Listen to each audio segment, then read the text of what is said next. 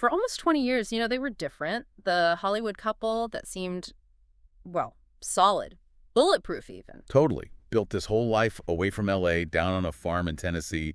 Always looked so devoted on the red carpet. Right. She called him her deep, deep love. He said she was his anchor, his beginning. Mm-hmm. And then September 30th, 2025, a Nashville courthouse. And just like that, it shatters. Nicole Kidman files for divorce. Yeah. Irreconcilable differences. Yeah. And everyone was just stunned. Yeah, completely floored. Welcome to Starscope Report.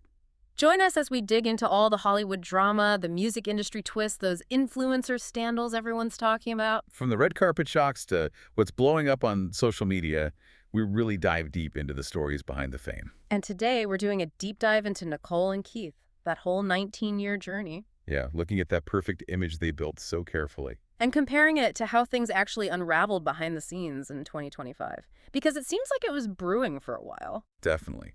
Let's start at the beginning. Because, honestly, their beginning kind of set the stage for everything else. It really did. That whole dynamic. Her being the steady one, him needing that grounding. It kicked off at the G-Day USA Gala, Los Angeles, January 15, 2005. Which is kind of funny, right? Two huge Aussie stars meet halfway across the world. Yeah, both 37. She's an Oscar winner, peak of her career. And he's just broken big as this country music superstar. And apparently she felt it instantly, like major crush. Gave him her number. You'd think, okay, whirlwind romance starts now? Nope, not exactly. That's the first real twist here. He ghosted her for 4 months. 4 months. Can you imagine? She later said she just figured, okay, he's not interested. And his reason, when he finally explained it years later, it says a lot. Mm-hmm. He said he was just in a really unhealthy place, struggling with self-worth, totally intimidated by how famous she was. Like he didn't think he was good enough for her. Basically, yeah. So right from the jump, you see Nicole as this patient force waiting, and Keith needing her belief to kind of bolster him. Gives him the confidence, maybe. Exactly. And then comes the big move. June 20th, 2005, her 38th birthday. This is the cinematic moment. Totally. 5 a.m., he shows up on her New York apartment stoop, holding gardenias. Wow. After 4 months of silence, 5 a.m. with flowers. That's a statement. It worked. She said right then, this is the man I hope I get to marry. So that drama, that big gesture after, it sealed it. But it also kind of cemented that dynamic, didn't it? I think so. Her patience, his grand, maybe slightly delayed commitment. It's a powerful story. It is. And if you're finding these Hollywood relationship twists interesting, definitely make sure you're subscribed. Yeah, because we have more coming up, including how their wedding bliss barely lasted, like 4 months before hitting a major crisis. But you really need to hear how that perfect image they worked so hard on got cracked. Not by some huge fight, but by a single red heart emoji online that's still ahead.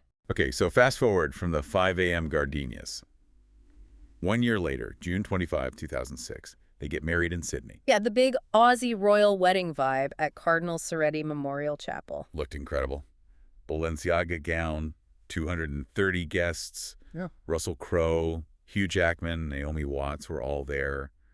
Glamour, tradition. But like you said, if she was the anchor, that anchor got tested hard and fast. Understatement of the year. That's the next shocker. 4 months after the wedding. The whole thing just blew up, as Keith put it. 4 months? That's barely unpacked the wedding gifts time. Right. October 2006. Yeah. He relapsed. He'd had issues with substance abuse before. And Nicole flew straight home, didn't she? Helped stage an intervention. Yeah.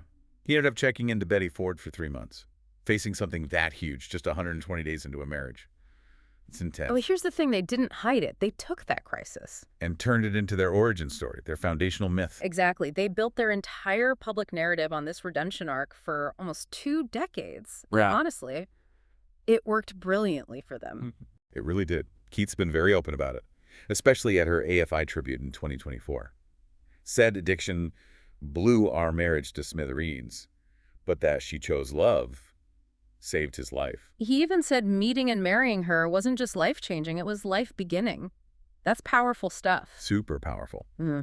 But it makes you wonder, can a marriage really sustain itself forever on one person constantly saving the other? Does the anchor ever need anchoring? That's a really good question, and maybe their next move was an attempt to find that stability. In 2007, they decided to leave the Hollywood bubble. Right. Bought that farm outside Nashville. That was a huge strategic move. Totally cemented the image, right? Stability, family values, away from the chaos. Nicole as the steady force. Keith as the artistic soul she grounds. And raising their daughters, Sunday Rose and Faith Margaret, out there, away from the LA paparazzi, it all fed into that image of normalcy. For years, that performance, that public image was just perfect. Which brings us to what you call the masterclass in public marriage years, like 2015 up to early 2025. Yeah, a whole decade of just nailing the public devotion, the gazes on the red carpet. Oh, those steamy kisses at the Oscars in 2023. And the songs he wrote for her. Right, the fighter. And Gemini, remember that lyric? She's a maniac in the bed, the brainiac in her head. Yeah. Pretty personal stuff. Super personal. They kept that perfect picture going right up to the Golden Globes, January 5th, 2025. That was their last big public event together, looking like a unit. And this is where it gets fascinating, because the whole thing didn't fall apart with a big public meltdown. It was quieter, it was silence, and, like we teased, that single emoji. Let's talk about that summer of silence, that slow, visible withdrawal. Their very last photo op as a couple wasn't even a glam event. It was a FIFA Club World Cup match in Nashville, June 20, 2025. Just 5 days later, June 25th, their 19th anniversary. And that's when the cracks really started showing publicly. Nicole was filming in London, but she kept up the tradition. Posted a sweet, cuddled-up photo. Happy anniversary, baby. Still trying to maintain that narrative. Holding it together, yeah. But Keith? Nothing. He broke the tradition. No tribute post from him. His only sign of life on it was that single red heart emoji down in the comments on her post. That emoji just landed like a lead balloon, didn't it? That silence from him spoke volumes. It became the symbol instantly of something being really wrong. And it basically confirmed what sources later said. That they had already been living apart since the start of the summer. Yeah, and the signs kept coming. In July, he was doing an Australian radio interview, and it supposedly disconnected right when they asked about Nicole's on-screen love scenes. Seemed like a sore spot. Then in September, another radio interview. The host even said he usually loved chatting about Nicole. But this time, he got really awkward when they asked about their love story. Just said, you never know. Anyway, moving on. Whoa, that's a huge shift for him, going from dedicating songs to... Anyway, moving on. Massive shift. And while he was pulling back, Nicole dropped that kind of cryptic hint. Oh, right. That Vogue interview from late August. It makes so much sense now. Doesn't it? They asked about life in her 50s, and she got really philosophical. Said something like, how many times do you have to be taught that you think you know where your life is going, and then it isn't going in that direction? Ouch. That sounds like someone whose private reality was just completely breaking away from the public story she was still trying to tell. That anniversary post feels so poignant now, like one last attempt to keep the dream alive before the truth came out. So the masterclass ended quietly. A withdrawal, a sad quote, and an emoji. Exactly. Okay, stick with us and definitely hit subscribe, because the way this divorce actually went down, the filing details, it shows just how long the end was really in the works. The official end came quick once it started, September 30th, 2025. Nicole files in Nashville. The reason? Irreconcilable differences. Standard legal language? But insiders, people close to the situation, were saying something very different. Yeah, the reports were pretty clear. This wasn't mutual. Sources were saying things like, she didn't want this, and she'd been fighting to save the marriage right up until the end. So the emotional reality seems totally different from that cold clinical filing. And the real kicker, the thing that gives us the deep dive insight here, is the timeline disconnect you find in the legal paperwork. Right. The filing says the separation date is September 30th, the day she filed.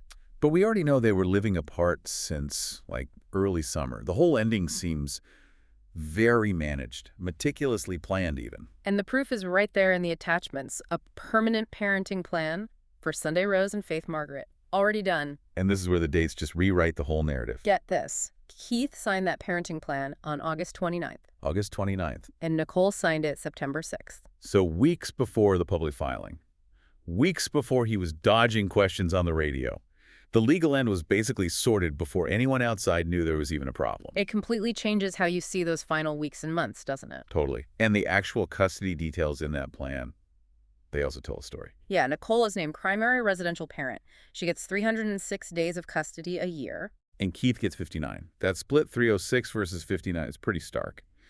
It paints a picture of who the main caregiver likely was for a long time. And how separate their lives had become well before that September filing date. So that image of a sudden split because of irreconcilable differences, it gets replaced by this picture of a carefully negotiated, pre-planned ending, The performance of trying to save the marriage was still happening publicly. while the exit strategy was already signed off on privately.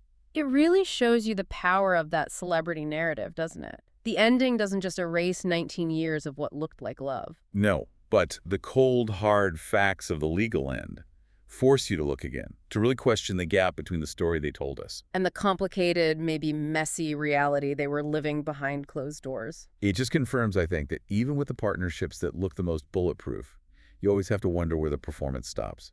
And the maybe more practical, managed reality actually begins. You've been listening to Starscope Report, where we uncover the stories shaping Hollywood, music, and pop culture. Thanks for tuning in, and don't forget to subscribe for more stories that keep the stars shining.